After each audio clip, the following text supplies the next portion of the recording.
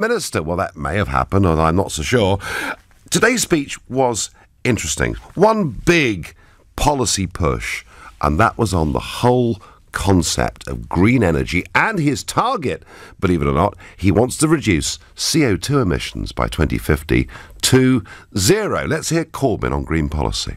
I can announce this today that our programme of investment and transformation to achieve a 60% reduction in emissions by 2030 will create over 400,000 skilled jobs to ensure that comes about. Good jobs based here and on union rates, bringing skills and security to communities all over the country that have been held back for far too long. And we will go further, with plans to reduce greenhouse gas emissions to zero by the middle of the century. And I am determined that we achieve that. Yeah, quite how you get to zero, I'm not sure. Was there anything new in that? Well, I guess the scale of it. And if Jeremy Corbyn becomes Prime Minister, there will be a lot more wind turbines on our green and pleasant land, whether you like that or whether you don't. Then, of course, there was the whole business of money, childcare, etc. I can announce that Labour will make 30 hours a week of free childcare available for all 2-, 3 and 4-year-olds. So we owe it to you, the older generation, to rebuild Britain so you have peace of mind and dignity.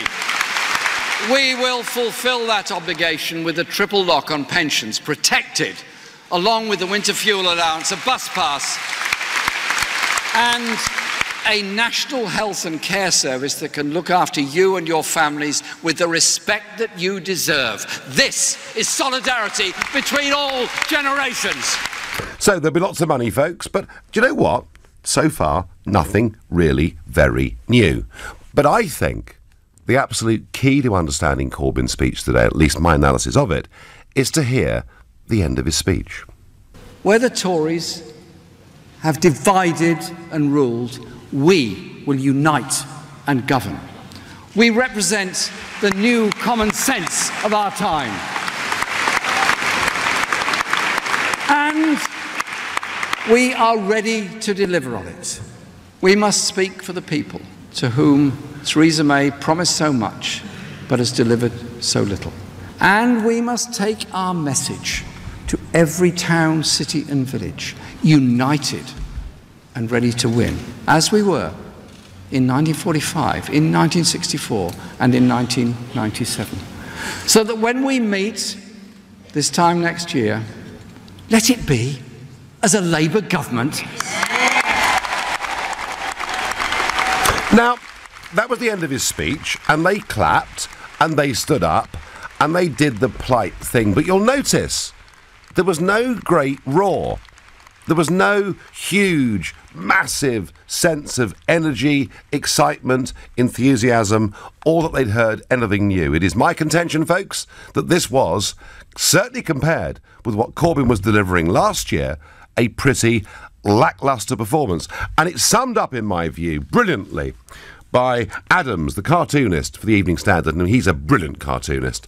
And his front page of the Standard today is Jeremy Corbyn, wearing his Lenin-type cap, shaking his fist, solidarity with the workers, carrying the little red book of Karl Marx and looking a little bit old, a little bit unexciting. And that really sums up how I felt about Corbyn's speech today. I felt it was lacklustre. And let's just compare that to the sense of energy, and he really did do this. I remember being on this show the day of the Labour Party manifesto last year, and I began the show by saying, regular listeners, and particularly my supporters, will be surprised by what I'm about to say, but I think Jeremy Corbyn was really good today, and I thought he was really good at that manifesto launch. There was an energy, there was an enthusiasm, a dynamism, and it carried him through an election where Labour far exceeded expectations. On to, of course, Glastonbury. Let's hear Corbyn at Glastonbury. Oh, Jeremy Corbyn. Hey! Hey, hey, hey! Hey, hey, hey! I mean, he was a rock star at Glastonbury, and today he's being portrayed by a cartoonist of a London Evening Standard as a little old man who's an out-of-date class warrior carrying a book of Karl Marx. And I have to say, I don't think today was particularly impressive. In fact, I have to say, I think we've gone well past peak Corbyn. I'm asking you, do you agree with me? Have we passed peak Corbyn? If you think, yep, Nigel, you've got it right. You're on the money. He's over the hill. He's going down. That popularity that he had last year was never going to last. Call me on 0345 6060 973.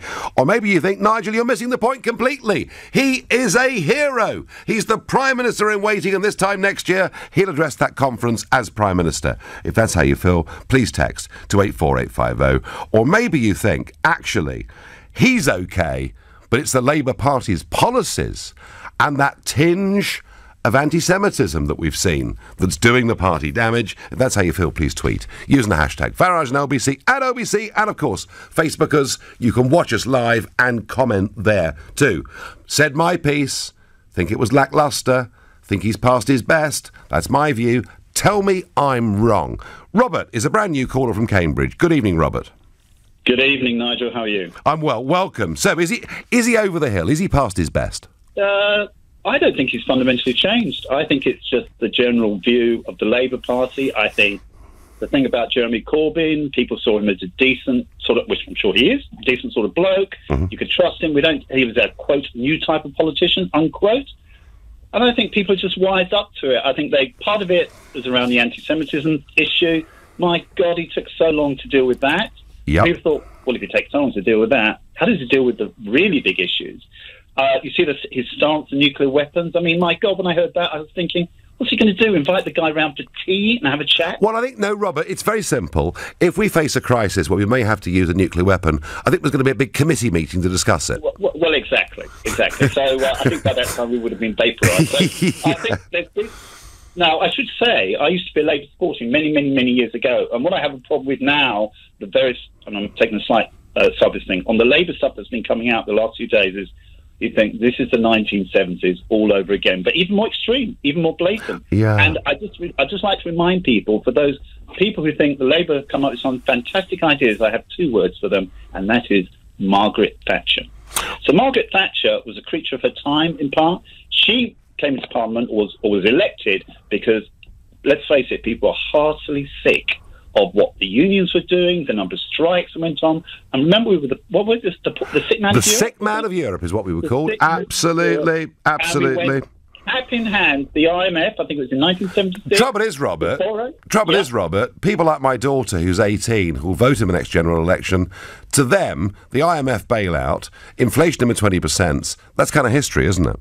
Yeah, so I think people have a heart attack when they actually think, my God, interest rates could be up above 3-4%. I remember there was, actually this happened also during Thatcher's time, let's be honest, so 16-17%, but inflation at the end of the 1970s was what, 20%? Yeah, so I think 27 was the peak. So we're back to the 70s, it's even worse. Yeah. Have we passed peak Corbyn, Robert? Yes. We have. I think we've definitely passed. The anti-Semitism thing was a total debacle. Yep. Okay. I get the point, Robert. I thank you. I'm going to move on. Going to go to Louise in Archway. Louise, you saw the speech today from Corbyn. Am I right to think he's past his best? Hi, Nigel. I think that the policies that he came out with are quite a lot of the elements I really agreed with, and I felt like it was one of his better speeches.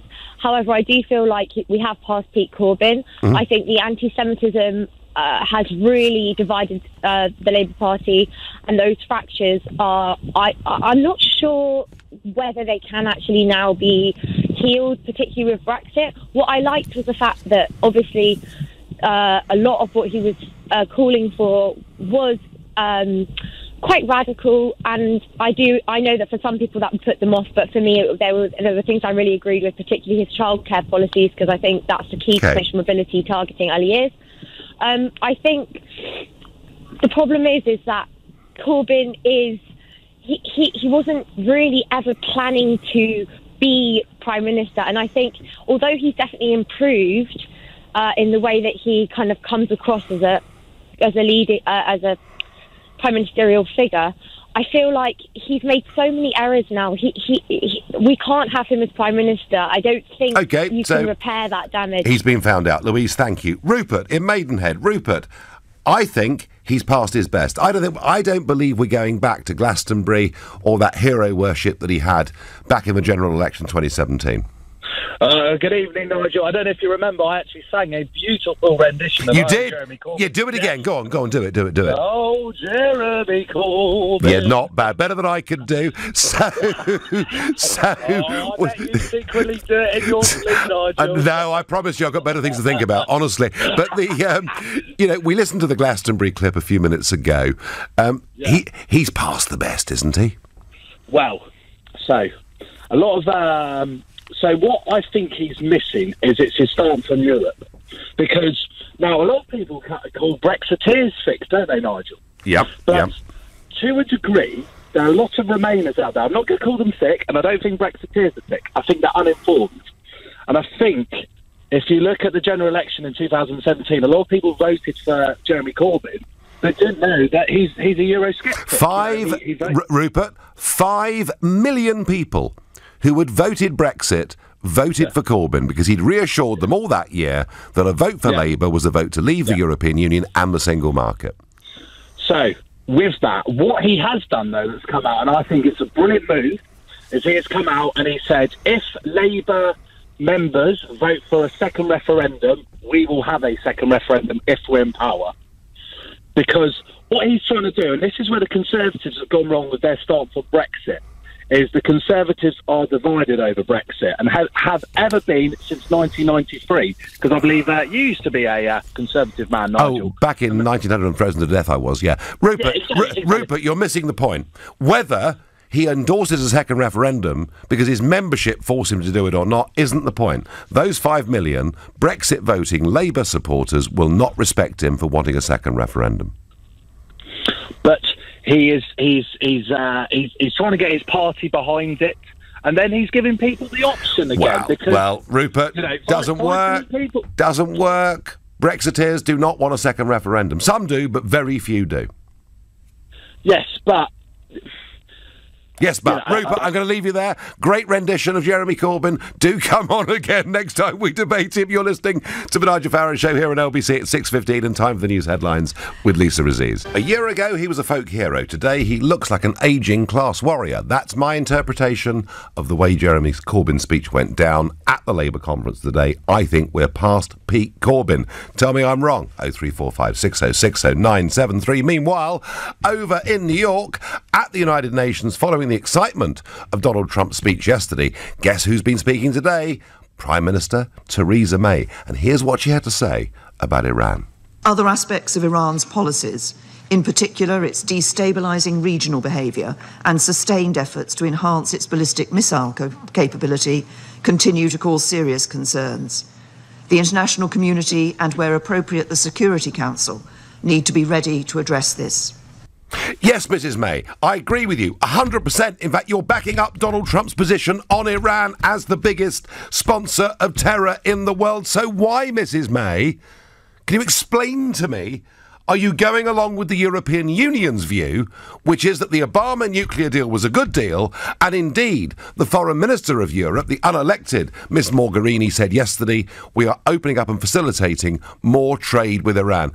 Can you make your mind up, Theresa? Are you going to follow the Europeans? Are you going to follow the Americans?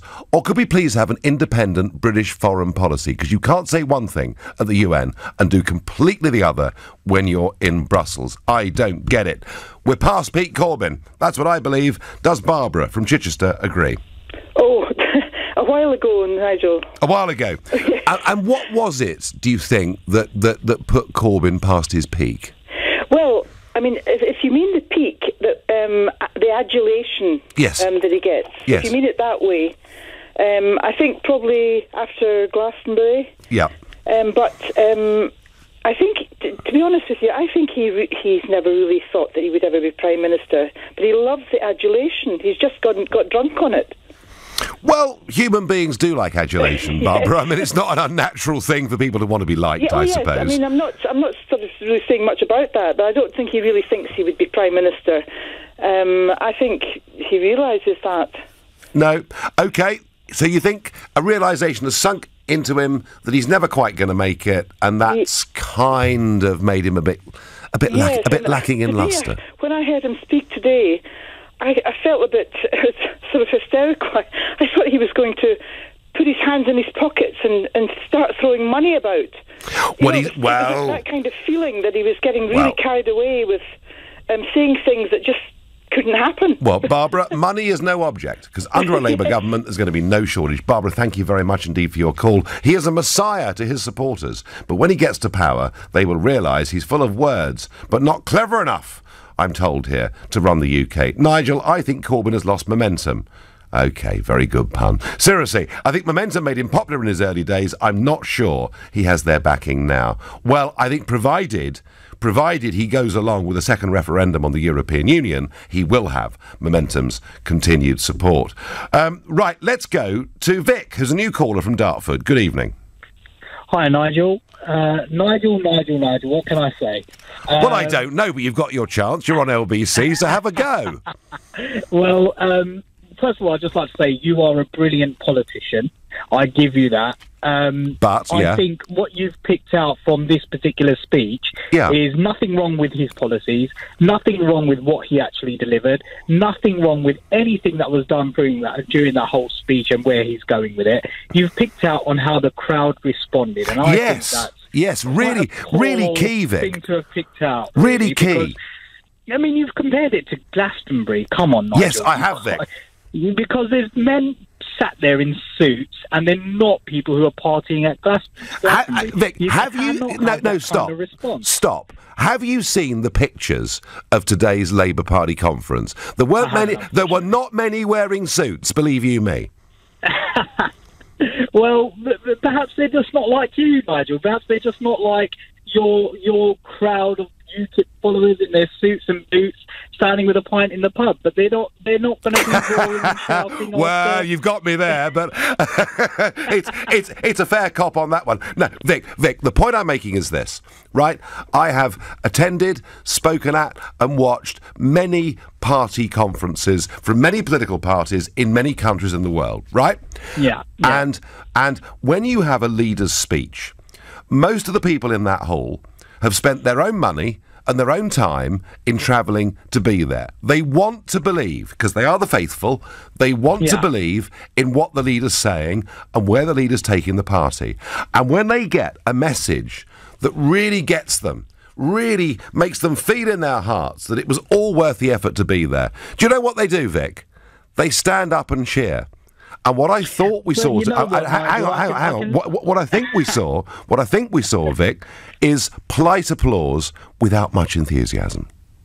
But if I were to put to you, what were the policies that he put forward today that were not something that you believe he will follow through on? Well, green energy. Green energy. He says he'll create 400,000 jobs in green energy, good jobs at union rates. All the experience I've got, Vic, and all the evidence I've got is for every one taxpayer-funded job you create in the green sector, you lose 4 jobs in traditional manufacturing, refining and other areas. So I take issue with him on that. Gosh. Okay, fair enough. Well, I don't know enough about that, unfortunately. But I must say, I mean, talking about 2-year-olds getting 30 years of free care, 30 hours of free care a week, stuff like that. People like myself, hard-working people, I'm in a professional job, I work very hard, I have a 1.5-year-old, and that is a phenomenal bit of help to save me going in debt, really. So these kind of things are massive for people like us. Yes, and I understand that fully. I just sometimes, Vic, ask the question, you know, because during the election campaign last year, he was hinting not just an end to tuition fees, but he was hinting an end to anyone that owed money on tuition fees, until he was told... Oh, I would not that personally, because I'm a 30-year-old still paying my tuition fees. I know, and you're paying 6% interest, which is a blooming outrage. But when he realised, Vic, that cost $100 billion, he kind of dropped it. My worry is, if we're going to talk economics, his sums don't add up, and the business policies laid out by John McDonnell would mean a lot of people would simply leave this country. Well, going back to what Conservatives have done and what they've told the country they would do, you know, austerity measures and all. If I were to run a business, if I was selling wine in a wine bar, if, for example, I was running into trouble, I wouldn't be able to just keep on saving because eventually my company would go under. What I would need to do is, if I want to keep that company alive, just like we want to keep this country alive, I would need to borrow more and come up with a suitable and sustainable business model in order to make that country successful again. So I don't understand this austerity. If money needs to come from someone, we need to borrow it. We need to borrow it to get there. We are still borrowing nearly £50 billion every year. There is no austerity. We are still living as a country beyond our means.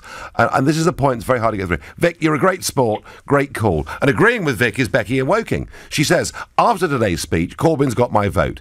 Everything he said would benefit me and my family. Becky, I get it, I understand it.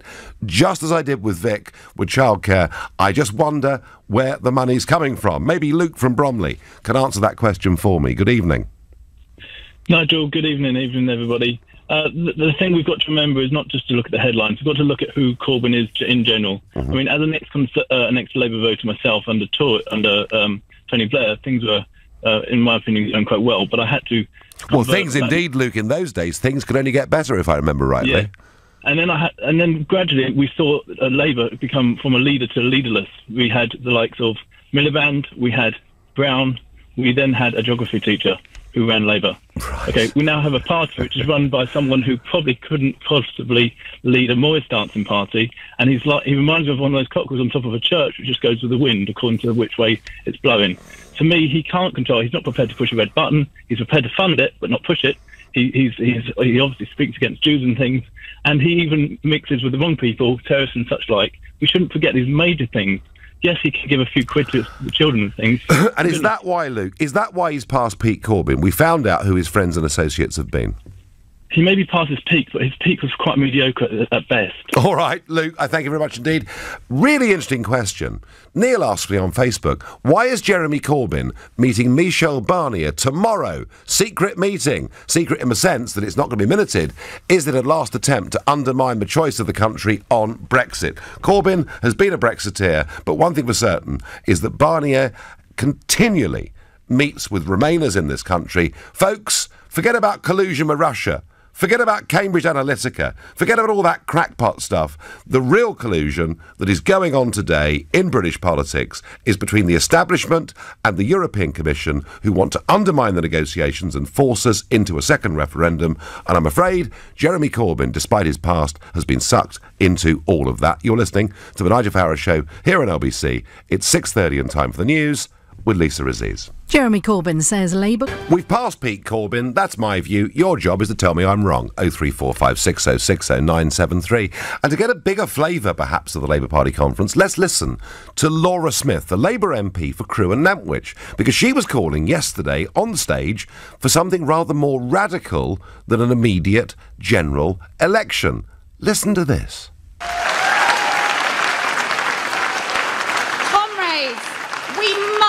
Topple this cruel and callous Tory government as soon as we can. And if we can't get a general election, we should organise with our brothers and sisters in the trade union to bring an end to this government with a general strike. Now that's real applause. That's real applause. That's a Labour. Can you hear them whooping it up? It's like a rock concert. She's called for a general strike to bring down the government. I mean, talk about a rabble. And sitting next to her on the platform is Richard Bergen MP, the Shadow Justice Secretary. And what did he do? I mean, you'd have thought he'd have got up and walked away, wouldn't you, at this sort of call for a general strike? He stood up and applauded. I mean, this is the modern face, folks, of the Labour Party. It's class warfare. It's bring down the government. It's tax the rich. It's attack businesses. If they get in, it will be a complete economic disaster. And I think that is part of why Corbyn is past his peak. He appeared to begin with when he became the Labour leader, to be sincere and genuine and really genuinely to care about people. But the longer this goes on, I think the anti-Semitism row in the party exposed him rather with Middle England, and I think when it comes to economics and numbers, he actually begins to scare people. That's my view. What does Nick, a new caller from Kew, make of it all? Good evening. Oh, good evening, Nigel. So, is Corbyn past the best? No, absolutely not. He's got a real chance here to try and speak out to the middle classes, just much as similar as New Labour did in '97, well before my time, but had a real chance there to really grab the middle class vote. Where Corbyn fails is he's very for the poorest of the poorest, but those who are poor in the middle classes and relying on debt with high rents, etc. He really fails to speak to those people, and that's why I'm from a very Labour family, but I won't be voting Corbyn like I did in the last general election. He really fails to speak to the normal working classes and the middle classes who are just trying to go about their day, making their daily bread and going home again. And is it, Nick, is what puts them off the fact that they fear he will overtax them? Yes. So we're already overburdened with tax. I mean, a quarter of my wages go on tax, student loans and national insurance, and then my own union subscriptions. So again, it's the fact that we're paying so much money. I'm on a high rate, and I would never dream of earning the amount of money I was making, say, 10 years ago when I first started working. Yeah. But the fact is that the tax system in this country is ridiculous. So you're paying the higher rate, and you're paying your student loan back. Absolutely. So you're paying. I have to work every day to try and make the same sort of money. You must be paying what, near 60% of your income in tax and student loans. Absolutely, absolutely, and it's embarrassing when I get my P60 and I'm trying to buy a house at the moment. I live in Kew, but London is completely out of the question for me. I'm having to go back to Stoke-on-Trent to try and get a house just so I can have some property. And just to recap, Nick, you voted for Jeremy last year in the election. No, I voted Lib Dem. You voted Lib Dem. There's literally no one else to vote for. The fact that there's no party out there that's actually supporting the middle classes. It's Tories, tax with the Tories, tax with Labour, tax with any other party. There's no other party saying that I will make you a rich man tomorrow if you vote for me. There's no, in America, they've got the two-party system, and one of those parties out there will speak to the people who want to get rich, who want to get, well, better on in life. Yeah, not rich, but aspires to do better. No, Nick, I get the point. I thank you. Corbyn is going to struggle with the middle classes. Blair didn't struggle so much with the middle classes by saying we will not put up taxes, and people believed him. Faiz is a new caller from Leytonstone. Good evening. Hello, Mr. Raj. How are you? I'm well. Welcome to the show. What do you make of Corbyn today?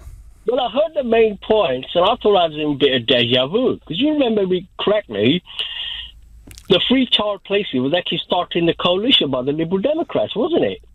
There was nothing really brand new here today at all, was there? No, and then triple up pension started by the Liberal Democrats. We've heard all that before. Yeah, we've heard all that before. Yeah. And the third one. Yeah,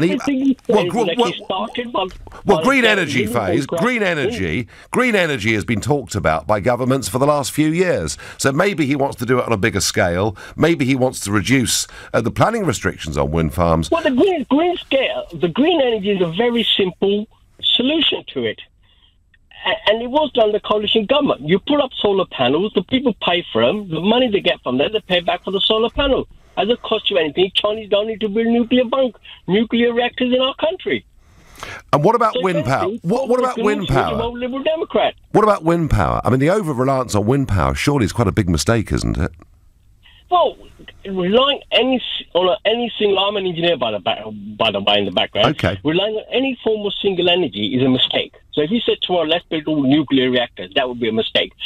But a combination of wave power, sun power, and wind power can somewhere alleviate some of the things that the downsides of using, say, fossil fuel or nuclear. Coal or whatever. Yeah, no, I get that. So, Faiz, interesting. Your point is, we've heard all this stuff before. Do you agree with me that overall it was a quite lacklustre performance?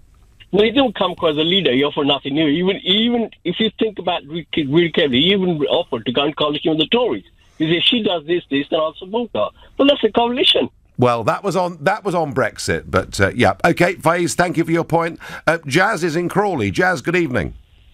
Good evening, Nigel. And first things first, a big congratulations to Donald Trump for yesterday's speech at the UN. Absolutely, yeah, I loved it. I loved it. I mean, I know that socialists and globalists hated it, but I loved it. But let's move on from that to Jeremy Corbyn's speech. What did you make of it? Well, I think they need to put that on loop so that people can actually listen to it and not vote for it, because all I got from it was more open borders, more destruction of the family, more welfare, more immigration, you name it. Labour are going to pay for it. So, you know... Nigel, no, Jazz. No, Jazz. Labour are not going to pay for it. You're going to pay for it. Exactly, Nigel. I'm a working man. Today I've done a really hard shift. Yep. And tonight I'm eating... T-bone steak with salad. And if Jeremy Corbyn was in power, I'd be eating spam. And well, no, Jeremy Corbyn's a vegetarian. He wouldn't even encourage you to eat spam, I'm sure, Jazz. Another hoax there, mate. You know, I just can't take any more of this giving. I'm a hard-working man, and so are so many people out there. And we're fed up with just giving. You're so cynical. You're so cynical, people like you. Don't you understand money grows on trees and it can be given away by governments easily?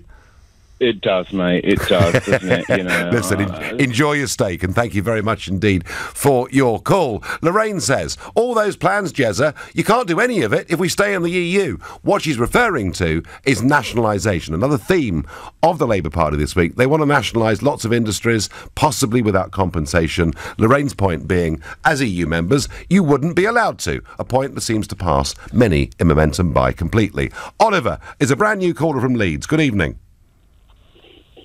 Hi, Nigel. How are you doing? I'm doing well. I just want to say that brilliant. I'm a student in Leeds, and my brother's a student. I'm living with a load of students right now, and I just want to say that a lot of the people I know did vote for Jeremy Corbyn. My brother voted for Corbyn in Cambridge. Actually, it was the first time it switched to Labour for years and years and years. But definitely speaking to people, people realise now that the mask has slipped. On looking at the things he used to say about the European Union like 20 odd years ago, and how suddenly now he's getting behind calls for a second referendum. Oh yeah, people just can't trust him. I'm saying that as a Brexiteer, but as students, they don't trust him either. Didn't he, Oliver? Isn't it true, Oliver, that at the election when you all voted for him, he sort of gave the impression that all the debts would be wiped away, and that's now changed, hasn't it? Yeah. Recently graduated, and where he went to university, the constituency had never voted Labour before. It suddenly switched.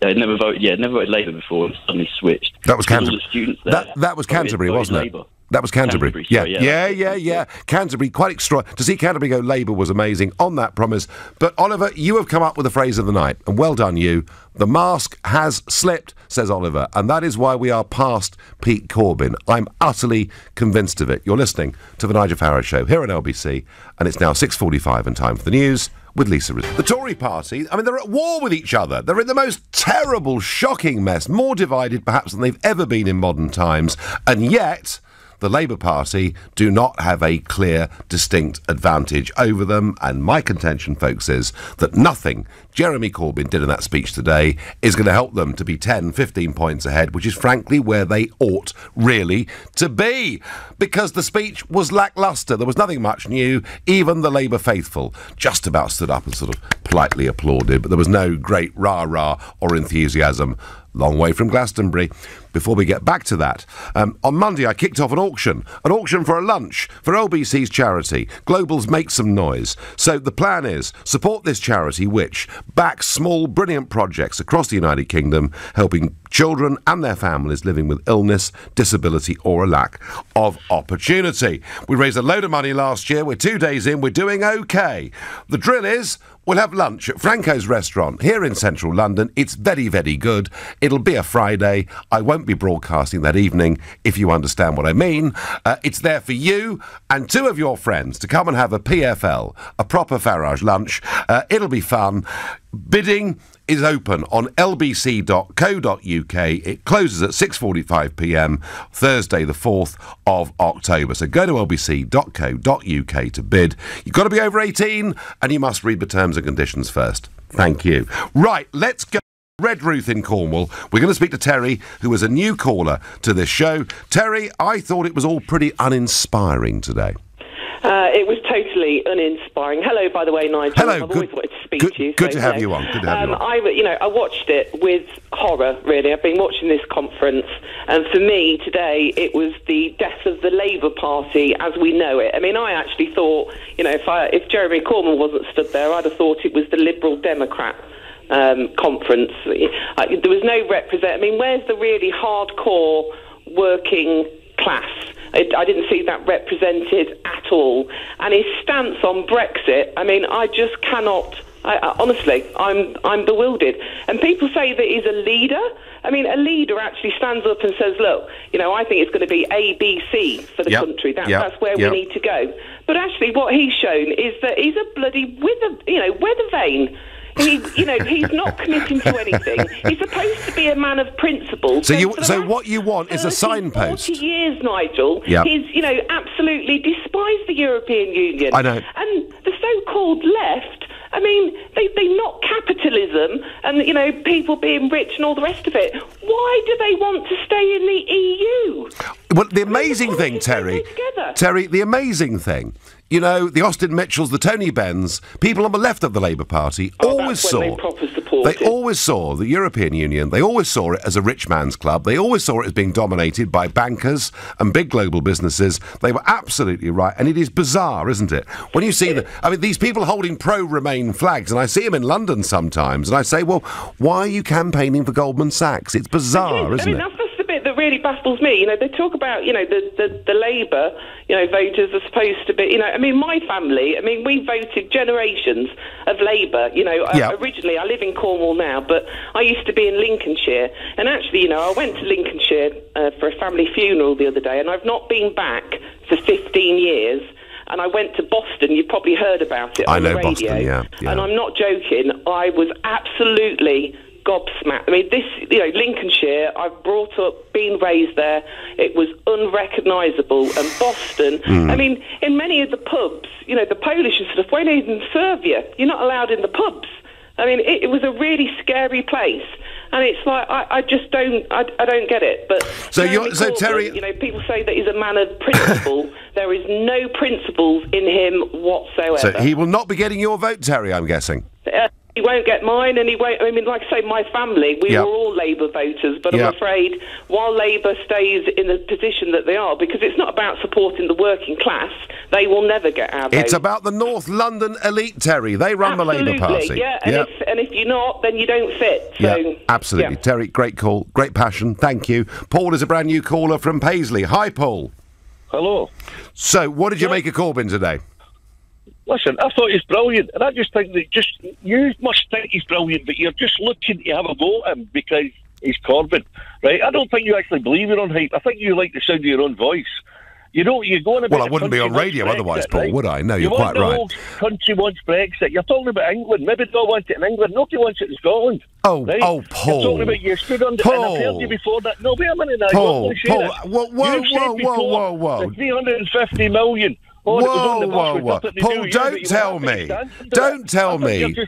Well, maybe you're not prepared to listen. I don't know, Paul, whether you want to listen for a moment or not. But the idea that Scotland has completely different attitudes on the European Union or immigration to the English, Paul, it's utter nonsense. There may be differences, but they're not that huge. See if you said it dark at night, I would not believe you.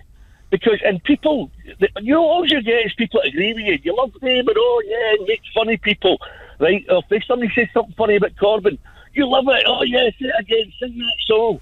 You're an idiot. Honest to God, you're a first-class idiot. And I'm if this is the level of intellectual debate coming from Paisley tonight, we're in for a thrill. In fact, I may stay on for a further hour and keep this going, Paul. Paul, tell me, I believe And by the way, I did say last year, when he launched his manifesto, what a great speech he'd given, all right? So be fair to me on that. I can be objective. But I thought today, Paul, his speech was lacklustre, and his own party faithful hardly cheered it to the rafters. So why was he so brilliant today, Paul? I never heard the whole speech, but the things that I did hear, I thought they were good. The childcare and everything was good. But my point is not about Jeremy Corbyn's speech. My point is about you. You just have a go at anybody that's no Brexit. And I just... No, I don't, Paul. Nigel, I didn't even want to talk to you. Nigel, I did not want to even talk to you. Yeah, it was the guy that I was speaking to the phone said to him, no, please talk to him, right? I didn't even want to talk to you because I don't even like hearing your voice. But usually when you come on, I put the radio off. Well, I'm amazed you're on the line then, Paul. I mean, if you've got better things to do with your life, don't bother with me, you know. You needed telling, Nigel. Right, I'm going to cut you off because I've got another call. Go on then, off you go, matey. Have fun. Have one for me. I think you've had a couple already, actually. But hey-ho, that did rather fit in with a slight stereotype there, but please don't abuse me for saying that. Let's go to Joey in Harlesden. Hi, Joey. How you going? So, hello. There's obviously a gang of you there. Now, that guy is bonkers.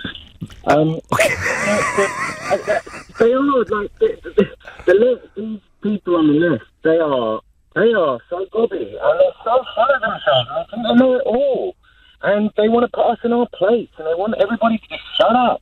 Well, they do have. I mean, Jerry, they do have a moral superiority over us, of course, don't they? Oh my God.